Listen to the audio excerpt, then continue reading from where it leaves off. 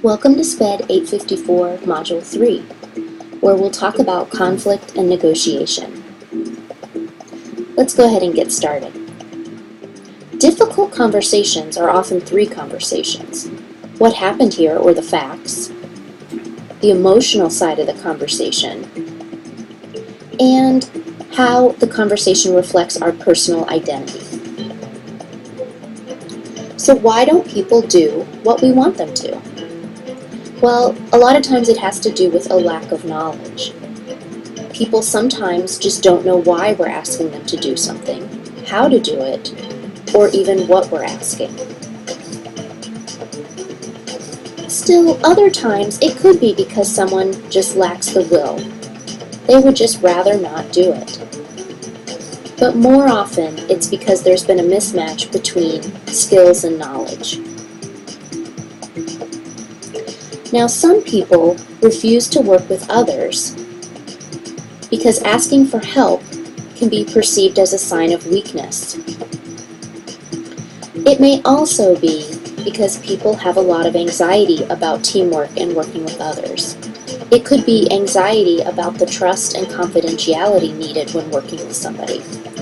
They could also be anxious that if they ask too many questions, they'll be seen as dumb or incompetent.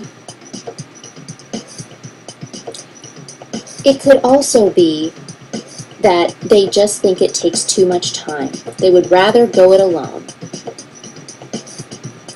Finally, some people don't like to work with others because it will mean change, and for them, change can be scary and a bad thing.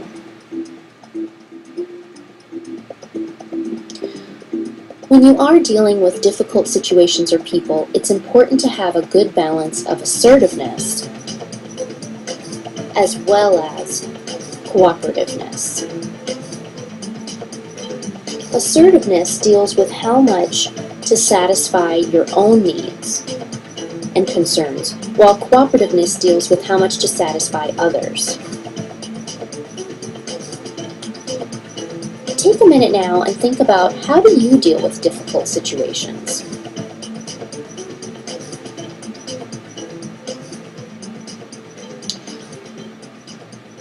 Let's move on to how to successfully negotiate differences. Step 1. State the problem and ask for what you want using I statements. This means accepting responsibility and focusing more on the problem and how you feel rather than placing blame. Listen actively. This is really trying to understand the other person's position and then letting them know you understand their position. Step 3. Restate and/or modify your own position. Avoid accusations. Just clearly state the problem and how you feel about it. And if you can't get everything you want, go for what you can. Finally, agree on a solution. So restate it in specific terms so everyone is clear on the agreement. Let's move on to some principles of negotiation. Separate people from the problem. Focus on interests, not positions. Invent options for mutual gains. And finally, use objective criteria to evaluate decisions.